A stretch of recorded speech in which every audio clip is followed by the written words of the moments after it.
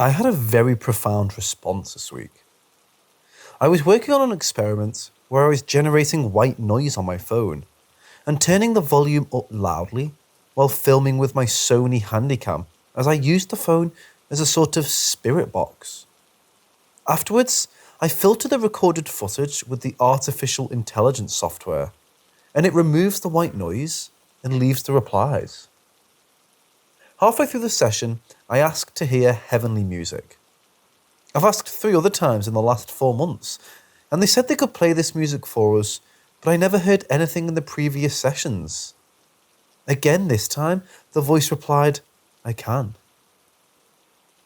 A few minutes later, as I was about to end the session, the voice said, "Trying something new." Of course, I can't hear the voices in real time, as I have to filter it first. So I thanked them for their time and ended the session. I turned off the web page that was generating the white noise, and all of a sudden, a sound resonated from the phone that I can only describe as a clarion bell ringing out. At the time, I stopped and exclaimed, "Oh, is this the heavenly music I asked for?" It rang out for several seconds and then died out. I asked in awe, because the phone should not be making any sound at this point. "What is that sound?" The filtered response was the clearest of the session. God in heaven. I mean, that's pretty profound, don't you think? Some unknown being firstly communicates openly with me, from all of us to hear, and then proclaims we just heard God in heaven.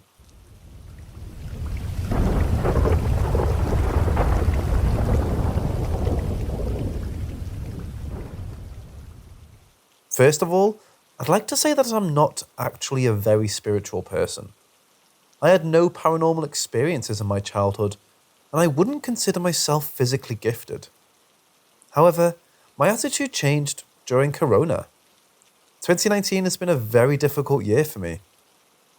I had hoped that things would get better in 2020 and pushed myself through the year with all my might.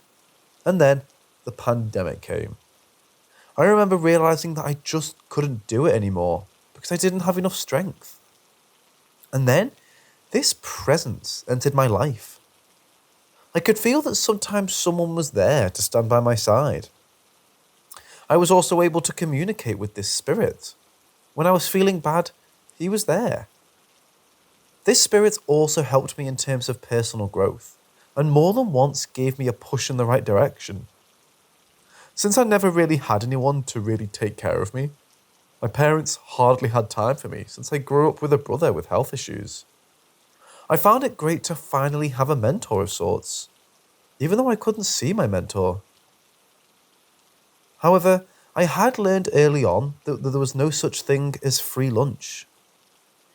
I began to wonder what that spirit had to gain from helping me. I got a name and a face to the spirit, but it isn't someone related to me.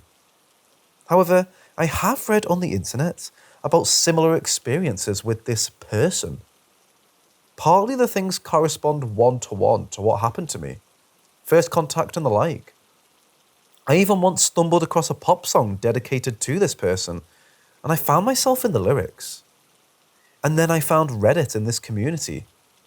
I read a few stories and kept coming across warnings about demons, and honestly, it scares me.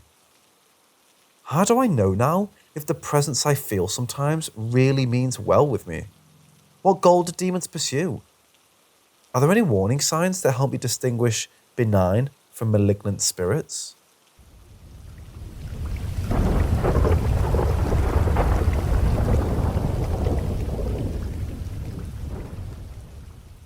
My dad passed away 15 years ago when I was 26. At the time, my now wife, girlfriend and I had been together for 6 years, so she knew my dad well.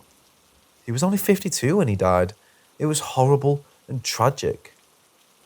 My wife is 9 months pregnant with our first child. We started late and was due to give birth today by C-section. That's been postponed by now, but anyway. Last night, my wife and I were out walking our dog.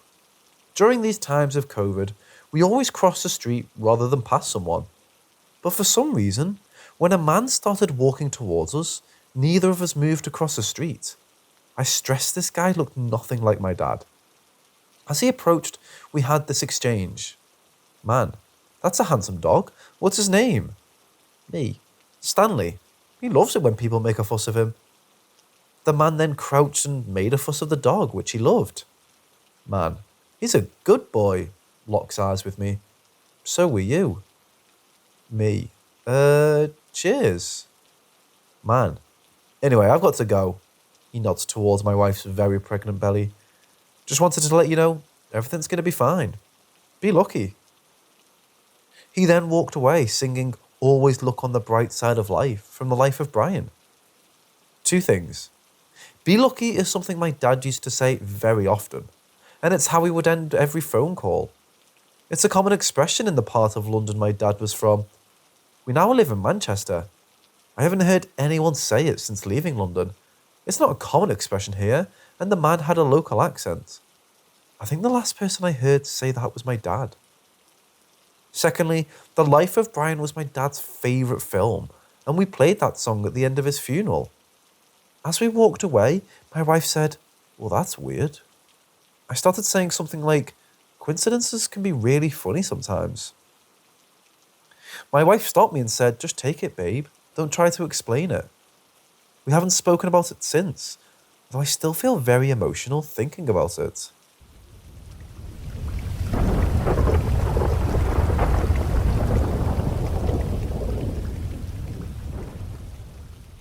This happened in 2011. My significant other and I had just moved to a new house. A house that I never liked, but he rented anyway. It was cheap. This house was the horrible vibe, like a haunted house. And I don't know if it's because I was overthinking things, or if what happened actually happened. One night, my significant other was downstairs watching TV, and I was upstairs taking a nap. At this point, it's important for me to explain that I suffer from sleep paralysis. And the way sleep paralysis works is that once your brain wakes up, your body is still affected by the sleep. And it takes maybe a minute or two to go away, but it feels like an hour. And if you panic during that time, you can suffer from hallucinations. Back to the story. I was taking a nap, and when I woke up, I couldn't move. I tried to keep it cool and breathe deep, but I saw a shadow over the door getting close to my feet. I tried screaming for help, but my mouth didn't open, and I could feel a hand touching me, and then I was free to move again. When I sat there was no one in the room. I got up to the bathroom, and when I opened the door, there was that shadow on the shower. I screamed. My significant other asked me if I was okay, and I said yes, because it was a shame I thought everything was on my head. The thing is, I had a lot of weird experiences in that house. It wasn't in my head. Anyway, we moved out in 2019, and this house seems okay.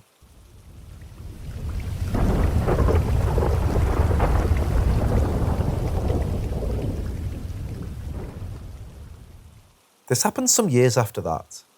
We lived in this ugly house from 2011 to 2019. It was 2013 or 14, I don't remember, when we got help for the house. A woman, cleaned the house 3 times a week. Used to tell me she listened to people walking upstairs when she was supposed to be alone in the house, or that she saw someone walking by the garden. We had a Doberman and a pit bull at the time. When she was supposed to be alone, it kind of became a joke to my significant other and I, and we named this ghost Louie. Every time something weird happened, we just said, it was Louie. No worries. It was a way to cope with the fear, I guess. Some of the things that happened in the house actually have an explanation. For example, I was learning to play the guitar, acoustic. And in that summer, we started to hear the guitar playing in the middle of the night. The guitar was in the spare bedroom with a lot of things that we didn't use often, and that bedroom was across the hall from our bedroom. One night, I got up, and when I saw the guitar playing by itself, I went there and waited for a few minutes, and nothing. And when I returned, I heard it. So I turned again, and I saw the window's blinds hitting the nightstand because the window was open and the wind moved the blinds. That was it. That was the noise. But there's another thing I can't explain. One night, we were in bed and I was having trouble falling asleep. A thing that seems to help me is to rub my feet one against the other. It relaxes me a lot. So I was doing that for a few minutes until somebody grabbed my foot. I clearly felt the fingers touching me. I jumped on the bed and woke up my significant other. He laughed and said it probably was a bad dream. On another occasion, he fell asleep facing me with his back to the wall, and I was on my phone with my back to him. Suddenly, he jumped and asked me why I had woken him up. I said I didn't, and he said I gave him a tap on the back. Well, it wasn't me. It was Louis. I don't know if Louis was real, or it was the house that was creepy and had us on the edge. But if he was real, he was a nice guy. Nothing really bad ever happened to us there. If something, he made our lives more exciting and gave us stories to share in the night.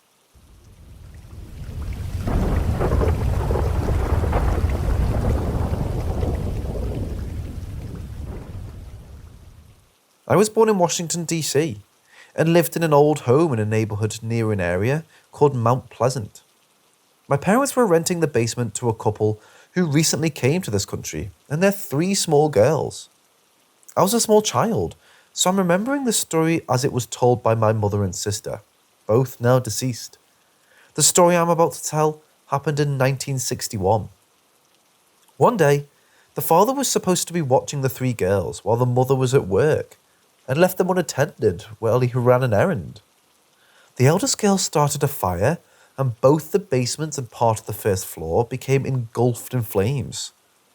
Unfortunately, the 3 girls were killed, and the house sustained enough damage to force my family out until repairs could be made. My parents were working when the fire broke out, and my sister and brother were at the movies. I was being taken care of by my godmother at her house. The house was ultimately repaired, and we moved back in, living there another 3 years before my parents sold it and moved to the suburbs. Years later, I remember my mother telling us a story about the weird occurrences that went on just days prior to the fire. She said that for 3 straight nights before the fire, there was a knocking on our front door during the evening. The weird part was that the screen door was locked, so it would have been impossible for someone to knock on the door itself. My mother and sister also claimed that they remember something knocking on their bedroom doors at night, again for 3 days before the fire. My mother was a very religious woman from Mexico and firmly believed in the paranormal, as did my sister. When I was 4, right before we moved out of the house, my sister, brother and family friend and myself were home one night when scraping noises could be heard coming from downstairs. It sounded like the furniture was being pushed around on the concrete floor. By this time, there was no one living in the basement. The noises became very loud, and we all went running, screaming and crying upstairs. My sister called our neighbour and he called the police. After the basement was searched and nothing out of the ordinary found, everyone left. My sister also said she remembers hearing the laughter of small children when she'd be ironing downstairs. And my dad said he would often get blasts of cold air shooting through him when he was in his workshop down there. We moved out in 1965 and the house is still there. The neighbourhood has gone through a huge transformation, and we've always wondered if those little girls are still there or have finally found peace.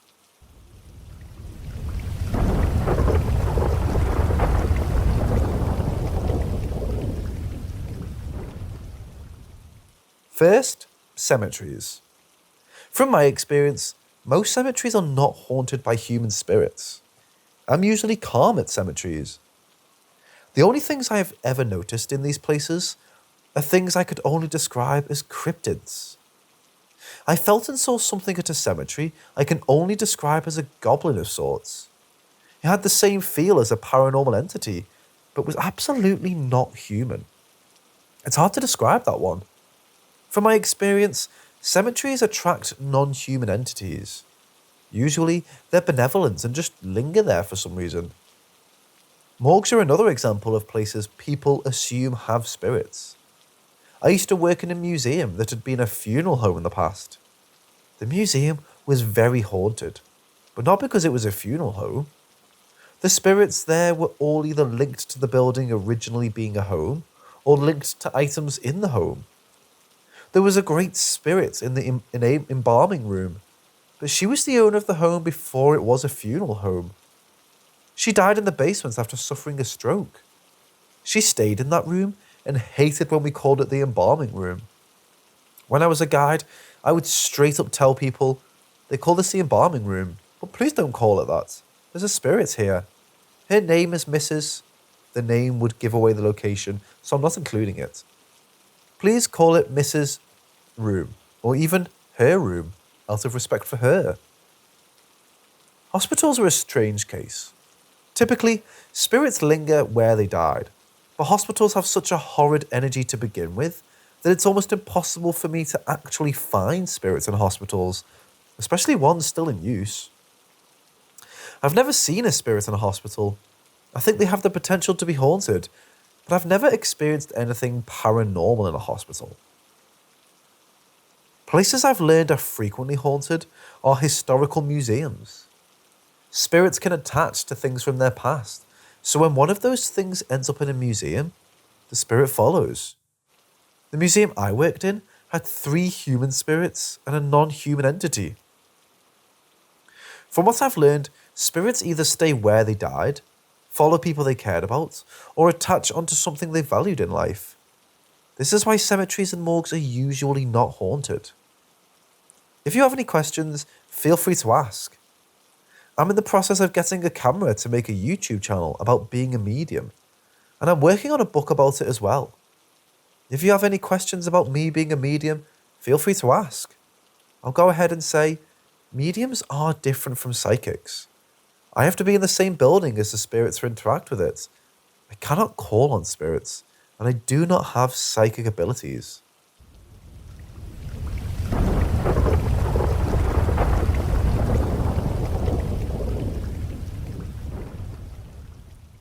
About 8 or 9 years ago when I was younger, me and my friend went to a hangout at a park close to his house. No one else was there. Only me and him, and this was my first time being there. There was a small pond, a baseball diamond with a fence, a playground, and it was all surrounded by deep woods. We live in eastern United States. We decided it would be fun to get giant branches and draw stuff in the baseball diamond. Afterwards, we would bang the fence around it for like a couple minutes straight, and it was pretty loud from what I can remember. We then heard wind, but not usual wind, but the sound of wind gusting through the forest behind the pond. This was during summer, if I remember correctly, and there was a lot of foliage, so it was hard to see into the woods clearly. We then heard something big, like horse-sized big, but fast, running through the woods right behind the pond, but along it like it was running around it. I saw a big white creature, seeming to be 7 to 8 feet tall and probably weighing at least 300 pounds. It sounded like a horse running, but lighter. It was super fast. I saw it through the pond weeds. It seemed to have fur, but I couldn't see its legs, head, or if it had a tail, or if there were too many trees and plants in the way. We dropped our sticks and ran to his house, which was in yelling distance, terrified. We told his family. Of course, they didn't believe us. I haven't talked to him in years and just messaged him to see if he remembers. As for the dream I had last night, I was buying old rare artifacts and art from this guy, who showed me this opal slate. I picked it up and said, "Hey, this is my birthstone as I'm born in October." I saw what appeared to be a wolf engraved on each side, but he said it was a Wendigo. I took a closer look, and it looked like a giant skinny pure white wolf, but with a weird shape, elongated head. Scary looking really, and that was the dream. If you Google Wendigo, you will see exactly the creature I saw in the dream, but without the antlers. Like, spot on, but all white. So what I saw that day a Wendigo? Did we summon a Wendigo? Does anyone know anything about this creature or myth/folklore?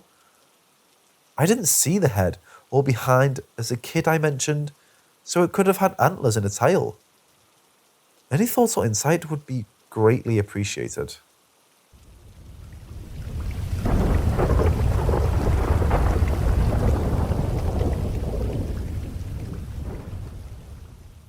I moved into a new house with my family 2 years ago.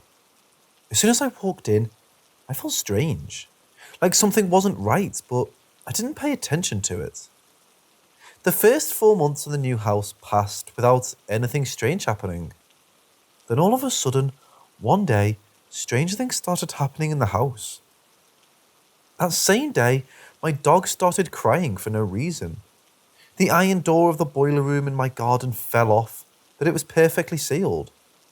The TV was switching on and off by itself. The lights would turn off without reason.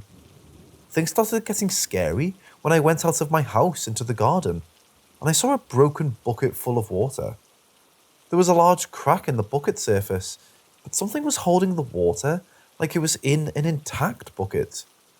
As soon as I started staring at it, the water poured out of the bucket through the crack. Since that day, strange things started happening every day. Bottles of wine opening by themselves, doors and windows closing and opening, and their handles rotating as if a person was doing it. I told my story to a friend, and she introduced me to a friend of hers that was really into this sort of thing. I borrowed an EMF meter and a device that translates EVPs to real words from him, and I waited for the right time to use them. Later that day, I turned off the electricity in my house, and I went in every room of my house with the EMF meter. When I entered my bedroom, it rose up to the max level. I turned on the EVP translator and I said, "If you are here, touch this device," pointing at the EMF meter. 1 second later, it rose up to max level again. So I started talking, and the words that showed up on the EVP translator were always correct responses to my questions, never a word without context. So this ghost told me that she's female, that she likes my dog, and that she's interested in knowing me. I stopped talking to her when my mom walked in the room. Since that day, I felt this ghost was following me all day and trying to get my attention by dropping objects that I was watching, causing me to get so scared she would only go away when I was with someone else. She knew that I knew she was there, and she exists, so she was searching for my company. I saw a deodorant bottle falling off a shelf in 2 movements. First it moved close to the border, then stopped, and then it fell off the shelf, so I was sure these events weren't natural. When I was alone, I always felt that she was with me, and every time I felt a strong sense of sadness coming from her. I don't know how to explain this properly. It was like she was really, really sad, and was transmitting her sadness to me. I started ignoring her because I was so scared, and she started to try to get my attention more and more.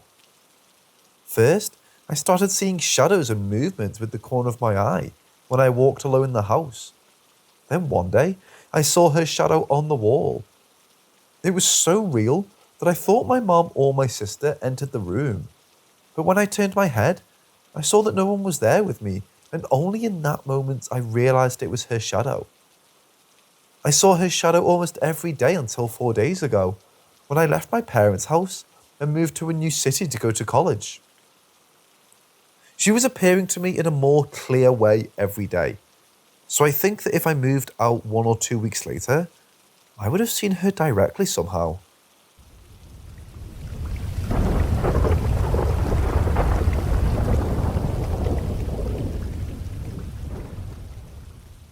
Something weird happens in my house every day. Unopened wine bottles open, the metal door of the boiler container slams on the ground even if it was perfectly sealed, chairs falling out of the blue. We learned to live with these events because they started happening 5 months ago. I also have a 6-month-old dog that lives in the house's garden. When he was a puppy, sometimes he started crying and staring at something that wasn't there. Now he's grown up, and he still sees something, but he doesn't cry anymore. When he sees it, he tries to get me in the house and barks at me if I try to go outside. He wants me to stay in the house. Then he goes where he saw something and stays there for 5 to 10 minutes. Then he comes back and he lets me know that it's all safe and that I can go outside now. I've never seen what he does in those 10 minutes because as soon as he hears me going outside, he comes back to get me in. The other day, My father went outside the house and saw a bucket full of water. He used that bucket 1 hour earlier, and it didn't rain, so there was no explanation for the water. He stared at the bucket for 2 seconds, and then it literally exploded in front of him. He also told me that he always had a weird feeling when he goes to the bathroom at night. He feels that someone is watching him. Only my father has these strange feelings, and the weird stuff happens only in front of him. We moved to this house 9 months ago.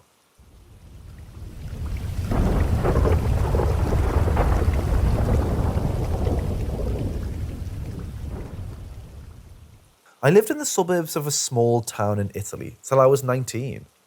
Near my house, there's a dirt road that leads to a small wood. I went to the woods with my friends a lot when I was a kid, to play, explore the woods, and stuff like that. Before entering the woods on the side of the dirt road, there's an unfinished house, and going forward, there's a country house built far from the road, accessible via a small path. I first saw the orb when I was 12 or 13 years old, and I was going to the wood on bicycles with my friends. We decided to stop and explore the unfinished house on the side of the road, so we went inside, but there was nothing interesting.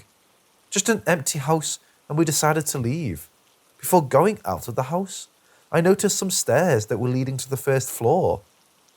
My friends were already on the road, ready to go except for one of them that was still in the house with me.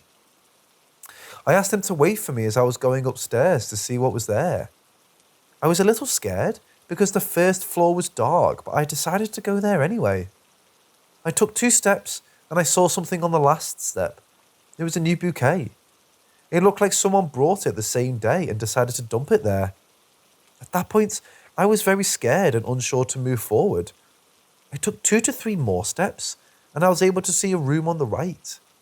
Inside the room there was the orb, a small white orb with a light inside floating, but it wasn't a normal LED light. The light wasn't propagating. It wasn't enlightening anything. It was contained in this small orb that wasn't moving at all. I ran downstairs and outside as soon as I saw it, and never talked to it about my friends fearing that they could have made fun for me. Time passed and I forgot about that event. When I was 15, I started smoking weed, so I usually went to the woods alone to smoke in peace. Nothing ever happened in the woods, so it didn't scare me, even though the house did. So every time I went to the woods, I ran when I was passing by the house, and then forgot about it. But someday I decided to explore the country house. I was high and taking everything very lightly, so I went into the house from the front door. It was another empty house. The windows were open, so it wasn't even dark. But one room wasn't like the others. It's the room with the big door that you can see on the side of the country house. The floor and the walls in that room were burned and totally black.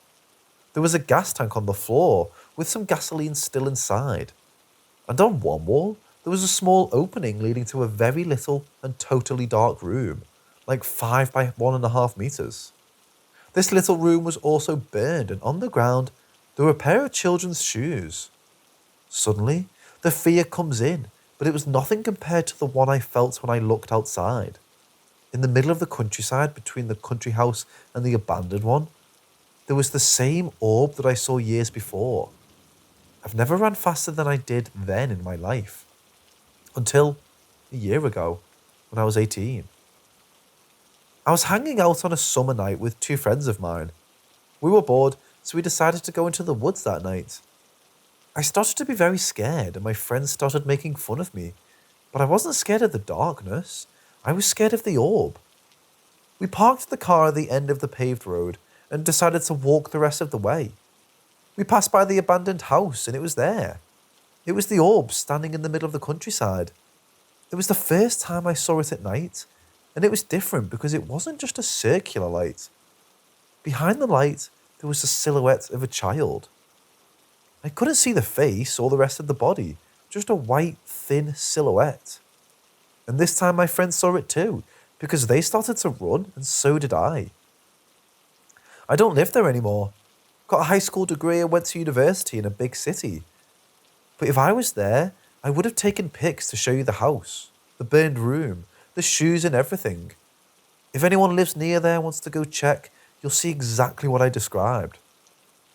I've had trouble sleeping since then, and that orb haunts my dreams and my life.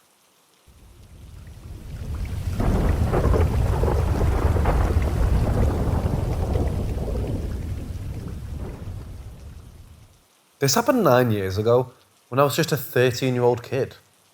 Before I tell you what happened, you need to understand the layout of my former house. We moved out. Imagine the letter T and the inverted version of it. Then join them together at the vertical line. The vertical line is the hallway, and there are 2 rooms at the top facing each other. At the bottom, there's 1 bedroom and 1 bathroom facing each other, and there's my room between them facing the hallway. I always had a sleeping problem, so I was wide awake at 3 a.m. I was watching the dark hallway like I usually do when I couldn't sleep. But on that particular night, I was more restless and felt like something was very wrong. The feeling of uneasiness sat in the pit of my stomach. It was like I was waiting for something horrifying to happen, and it was inevitable. Whilst my unease was getting stronger and stronger, and I could feel pain stemming from dread, I suddenly saw my mom walking out of the bedroom and towards the bathroom area. I was overcome with relief. I even heard the noise of the bathroom door handle. It was old and loose, so it made a jingling sound. I got up and out of the bed to talk to her so that I could calm down.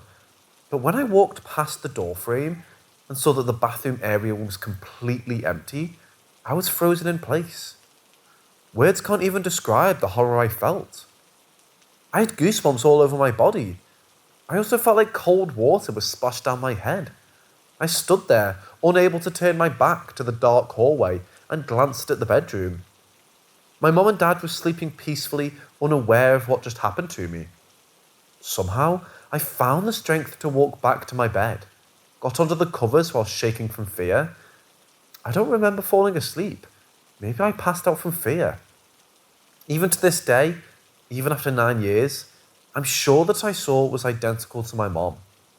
Her curly and shiny black hair was what made me feel sure it was my mom. What I failed to realise was that my mom didn't have a completely white set of pyjamas, and that thing was wearing it. As I've said at the beginning, this is just one of the many things that happened to me in that house, and it's not limited to that place. It's like something always followed me. Even my sister witnessed it happening 2 or 3 times. I have no idea though.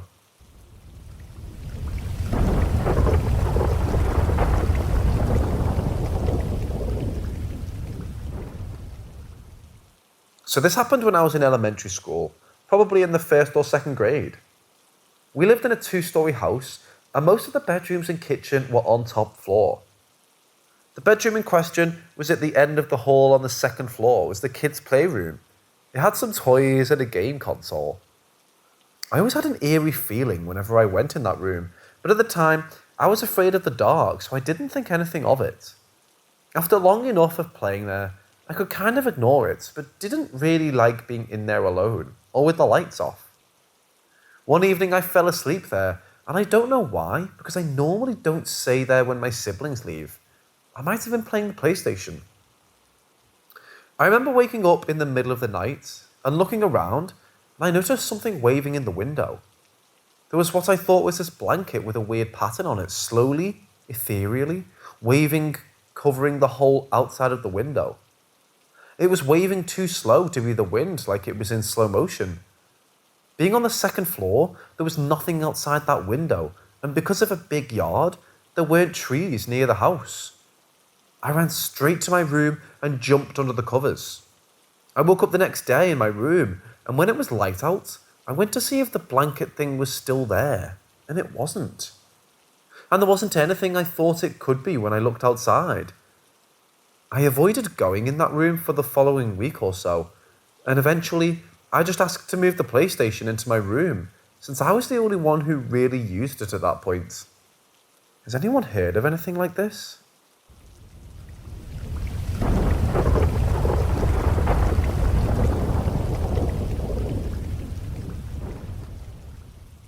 This happened to me about 10 years ago.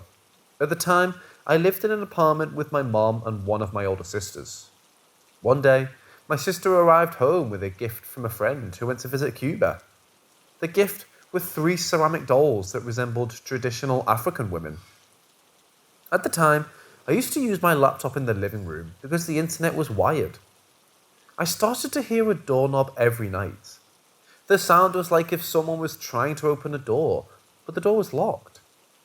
After a week of hearing this sound every night, I went to the hallway, turned the lights on, and stay there to see where the sound comes from. When the knob of my mom's room started to move, I didn't understand why she was doing this every night and never said anything.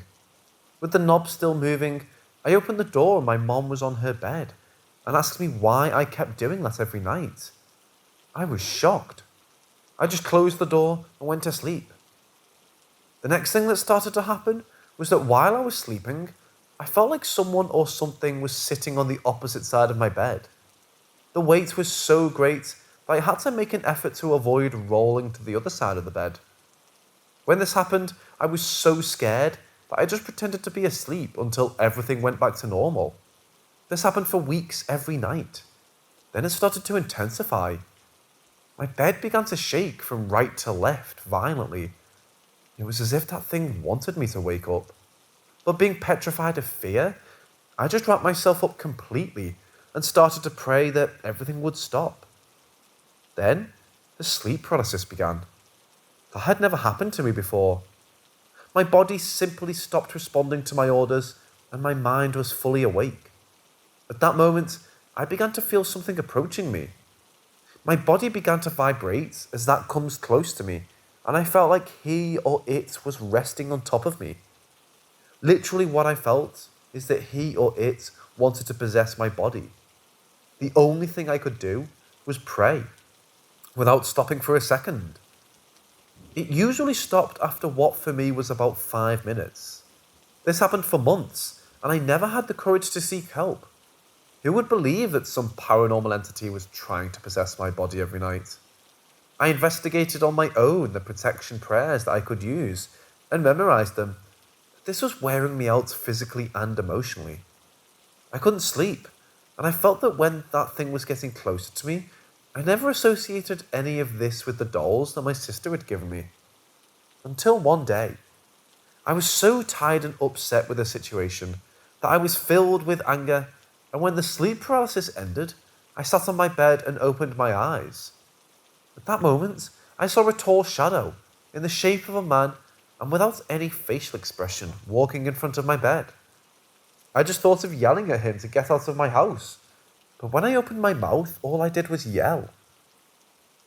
I don't know how my mother and sister didn't wake up. When I yelled, that thing stopped. He turned to look at me and then continued walking and left the room. After that, my fear changed to anger. And in my room, I talked to that and told him that I wasn't going to allow him to possess me and that this was my house. After that, the encounters and paralysis began to decrease until one day, everything suddenly stopped.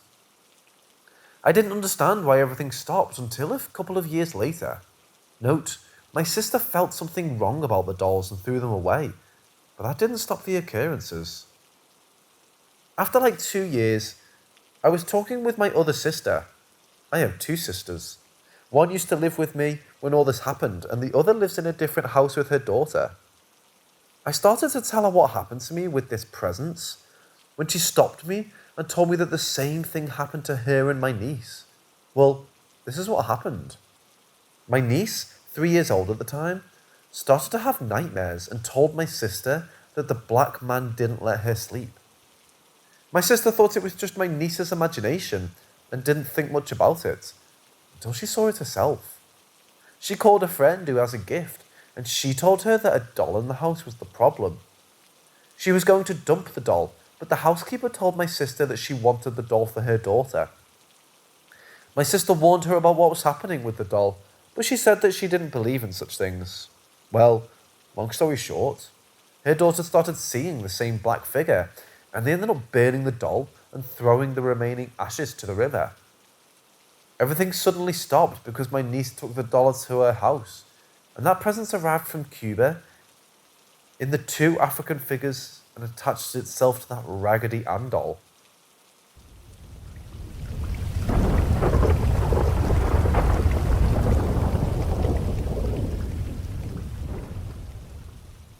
Ever since I was in my late teens, I'm 30 now, people who have wronged me have either died or had terrible lives.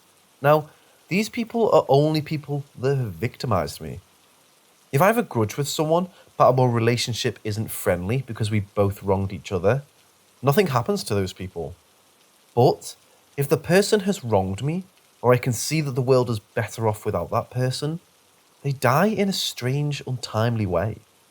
Examples: Celeste, a 20-something-year-old girl spread rumours about me in high school, died of an overdose. Matt was trying to sexually assault a drunk friend of mine when we were 14, and I had to punch him in the kidney to get him off her. Dead at 18, drug overdose. Ryan, a compulsive liar. We couldn't stand each other. Dead at 26, self-inflicted gunshot wound to the head.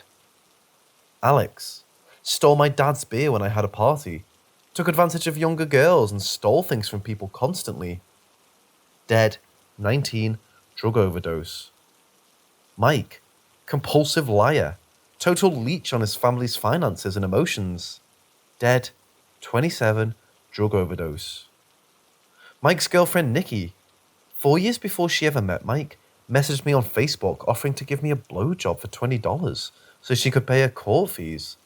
Knowing she was a drug addict, I offered to take the day off work, drive her to court and pay her court fees. She never responded. Dead, 30, drug overdose. Nick was a mean guy to some people, big and intimidating. Didn't do anything to me personally, but I just had a feeling the world would be better off without him. Dead, 34, stabbed in the chest at a bar by a rival biker gang. John, compulsive liar, user of most of his friends. Blew his eyeball out with a mortar at a 4th of July party. There are more. I just can't think of them at the moment. A lot more. It happens so often most of the time, I forget about it. I've had other strange experiences happen to me also, where I guess things about people almost as a joke.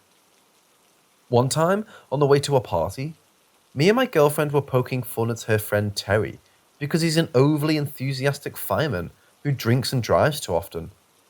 At the party, a guy I never met before in a town I rarely visit had a broken leg.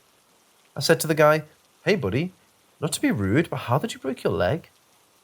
He told me he was trying to stop his firefighter friend from drinking and driving and stepped in a pothole. As a joke, I looked at my girlfriend and said, "Oh, was his name Terry?" His face went pure white and he said, yeah? Why are you asking me if someone already told you?" My girlfriend had to walk away. She was so startled. Terry was not at the party. I don't know why this happens. I don't wish these things on people. Most of the time it happens, I haven't thought about the person in years, and I don't usually find out about their death until months later.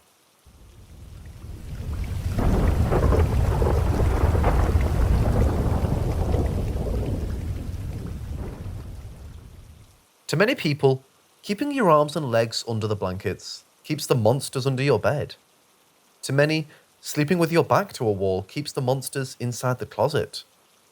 Sometimes, though, the monsters don't follow the rules. I was about 9 years old when this tale began.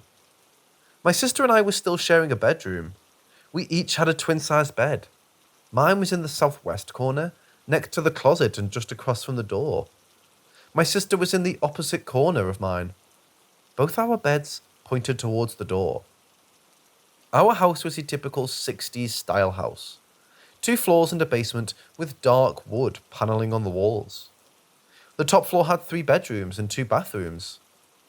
My parents' bedroom had a walk-in closet and a larger bathroom. The other 2 closets had the sliding doors and not much room inside them. My sister and I shared the bathroom in the upstairs hallway as well. As most children do, we feared the utility room in the basement. Sometimes we'd hear creaking from the furnace or creaking in the walls, and our first thought was ghosts. Most of the time, that's all it was. Just a creaky old house. Until one time, it wasn't. This night was just like any other. I've always had trouble falling asleep as a kid. I still do. My sister and I slept with our bedroom door open. The bathroom we shared was just around the corner in our short hallway. I was laying there on my bed, looking at the ceiling, telling myself stories until I fell asleep, as I had every night before this one. And then I heard something rooting around in the bathroom's trash can. I knew it wasn't Diamond, our blonde Shih Tzu. Even at that age, I knew she was too proud of a dog to root around in children's trash. I lay there, wondering what it could be, my imagination running wild about the ghosts we believed live in our basement. The next morning, I told my parents and my sister what I had heard. Of course, they all dismissed it as the dog in the trash, even though we all knew better. It happened several more times over the following few weeks. Each time, I'd tell my parents and my sister. Each time, my parents would dismiss it as our proud Shih Tzu. My sister, only 8 at the time, became less and less convinced that it was the dog. Perhaps my arguments that Diamond never had any interest in trash during the day were startling to make sense to her. Now, this part is something that I have repressed. My sister claims that one night, I decided to get up and find out what it was that was digging through our trash can. I never described it to her, but I had told her I was going to look at it and declared the next morning that it was not, in fact, our proud little Shih Tzu. This was again met with, "Oh, it's just your imagination," from our parents, and my sister and I let it go. After all, it never caused us any harm, except for scaring me so much that I can no longer recall going into the bathroom that night. The bathroom creature continued to snuffle around in there irregularly for the next few weeks. During this time, my parents decided to repaint our room using a technique they saw on HGTV. They let us pick the colours. I chose purple, and my sister chose a reddish pink colour. The technique was going to take a couple days for my parents to finish, so we helped them move our dressers, nightstands and bookcase out of our bedroom and into the spare room. We took apart the bed frames and moved them into the spare room too. The only pieces of furniture left were the Guinea's pig stands and our mattresses, which we made up with blankets to sleep on for the time being. My parents started painting. First, they primed it. Then, they let that dry air out so my sister and I could sleep safely for the night. The next day, they started using a sponge to apply the pink and purple colours my sister and I had chosen, in artful flowers reminiscent of Monet, all over the walls, one wall at a time. Each afternoon, they would open the windows and turn on the fans to get rid of the paint fumes. They'd move our mattresses back into place, and we would go to bed. It took several days for it to be completed. The second to last night, my sister and I were supposed to sleep on our mattresses. We were both a little sad that we only had a couple nights left to do this. The novelty of our current sleeping arrangements hadn't worn off yet.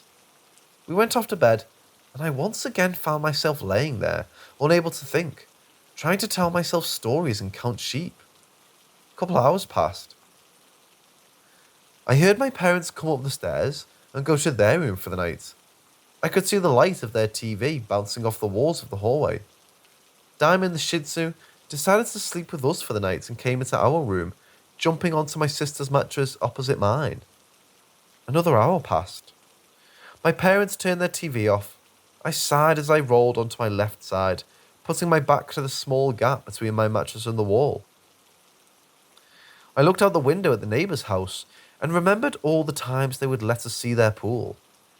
I started hearing a slight clicking sound coming from downstairs. This was new. It was as if someone was tapping a pen on the hardwood floors in the kitchen. I ignored it.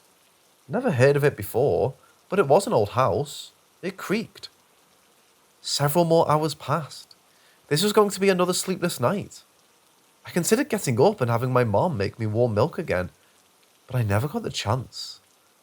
There was a snort behind her, between my back and the wall. Instinct took over and my body froze in place. I could feel the hairs on the back of my neck stand straight up, and I felt goosebumps on my folded arms. I faced the room, my back to the wall. There was a small gap, maybe a foot at most, between my mattress and the wall.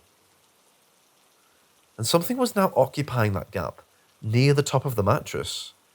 It continued snorting like a warthog. I could hear it sniffing our carpet and snorting as it sniffed my mattress. I felt it nudge the mattress with its nose. I didn't dare move. This was definitely not our little Shih Tzu. Whatever it was made its way down the hall towards our open bedroom door. I thought maybe it would leave. Maybe it would go back into the bathroom and go away. I prayed it would. I feared it could hear my heart pounding in my chest and would eat me. It got to the end of my mattress, but it didn't go through the open door. No. Instead it turned, and at the end of my mattress suddenly compressed under the weight. I pulled my feet towards my chest, away from the thing, terrified of touching it. I felt it sniff the mattress with whatever it used as a nose, snorting the whole time. It got to the end of my mattress, but it didn't go through the open door. No. Instead, it turned. And the end of the mattress suddenly compressed under a weight. I pulled my feet towards my chest, away from the thing, terrified of it touching me. I felt a sniff with the mattress with whatever it used as a nose, snorting the whole time. Slowly, it pulled itself up onto the mattress, closer to me. I couldn't pull my feet any closer to my head. I started breathing heavily, fearing that this was the end. But then it pulled away. It smoothly slid off the mattress, and I heard the snorting fade as it left our room. I don't know where it went. I didn't get us to follow it. Soon, the clicking noise started up again in our kitchen below us. I could hear it reverberating up our stairwell. I told my family the next day. To my exasperation, I was met with the same indifference as before. But my sister stopped eating her breakfast and just stared at me, her blue eyes wide in her freckled face. She chimed in that she had heard snorting last night too, but thought she was dreaming. The next night came. My sister and I settled into our beds, wondering what fresh horror tonight would bring. We both lay there, awake. Our parents came up to bed an hour after we did. We could see the glow of their TV bouncing down the short hallway. A couple hours later, they turned their TV set off. Diamond came into our room to sleep with us. I heard her soft tail as she jumped onto my sister's mattress. "Are you awake?" I whispered into the darkness. "Yeah," came the reply. We waited for what felt like an eternity. But eventually, I heard it clicking noises downstairs, as if someone was tapping a plastic pen against our hardwood floor in the kitchen. Then my body froze again. My hair stood up again. I lay facing the room, and it was behind me again. This time, it wasn't snorting so loudly, but it sniffed my mattress, sniffed the wall, sniffed the carpet. Without the snorting, I could hear something heavy sliding across the carpeted floor, between my mattress and the wall. It reached the end of my mattress, and I felt it pushing at the corner with its nose. "Reese," I hissed at my sister. She didn't answer. I whispered towards the mattress, and very slowly propped my head into my hand. I glanced at the foot of my bed. It was dark, but with the headlights in the hallway and from the street lamp outside of the window, I could see a large black snake-like mass slithering around my mattress, towards the centre of the room. It stopped and lifted its head up, much like a cobra would, and the pointed part of its head was pointed towards the guinea pig cage. "Reese," I whispered loudly. "Yeah," came a faint reply. "Do you see it?" "Yeah," she whispered again. "What?" I began to speak in a normal voice, no longer whispering. But that was a mistake.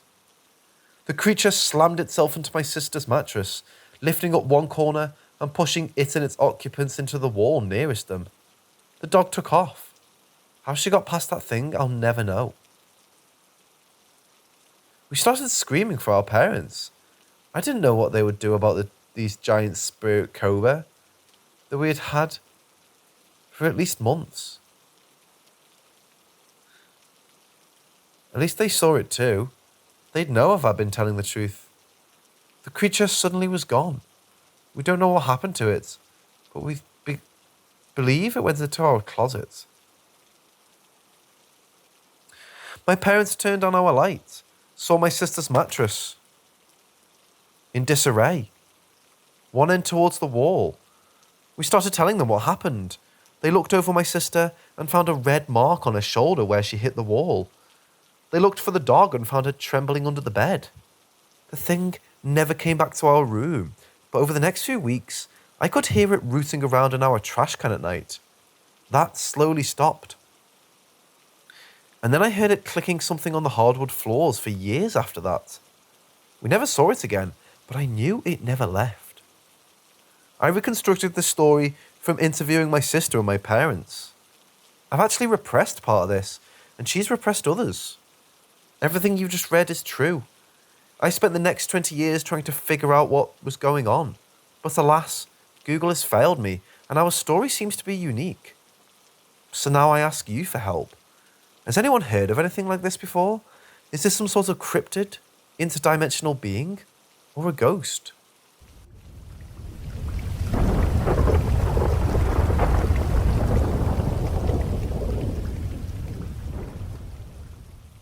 In summer of 2008, I moved into a communal living house in Lawrence, Kansas, named the Sunflower House. In this order, the house had been a Civil War hospital, the first hospital in Lawrence, a nursing home, and finally a communal living house. After being there for a month or so, I began feeling uneasy at night and started reading my Bible before bed. I'm not sure why, it just seemed like the thing to do. A few nights after beginning this, I was asleep, when I slowly awoke to a pressure on my chest, making me unable to move. There was something whispering seemingly in both ears at once. It took a little time to come to my senses and understand what it was saying. It was telling me things like, "You're worthless, you'll never be anything, no one loves you," etc., etc., with much more profanity. I was now conscious but unable to open my eyes. I'm not sure how long this was happening before I shouted, "Get the fuck off me," while simultaneously jumping out of the bed. There was an entity hovering around 3 feet in front of me, about 5 feet off the ground. It was spherical, maybe the size of a basketball with eyes all over it. I would compare it to Beholder in D&D, or the eyeball monster in Big Trouble in Little China. In a state of shock and anger, I lunged at the entity thinking I was going to beat its ass. It shot through my bedroom door with me on its tail. As I popped out into the hallway, it was zipping away, roughly about 15 to 20 feet in front of me. It made a sharp left into our bathroom, the door slamming behind it. About this time it dawned on me, what the fuck was that? I found myself standing in the hallway in nothing but my underwear, somewhere in the middle of the witching hour. Scared and bewildered, I thought it best not to investigate the bathroom and went back to my room, falling back asleep maybe 45 minutes later. The next day, I asked my neighbour if he heard anything. He said, "You made a little ruckus early in the morning." I don't recall if I told about the ghost or not. I moved out maybe a month or two afterwards. Strangely, I never worried about it after that night. I felt like I scared the shit out of that thing, and it wasn't coming back. I'm not preaching, but I think rolling with JC straight shut it down. I also wonder if I imagined it. I'm sure I was blazed. I've seen some things here and there, but that thing took the cake. Has anyone else encountered an eyeball monster, or scared a spirit?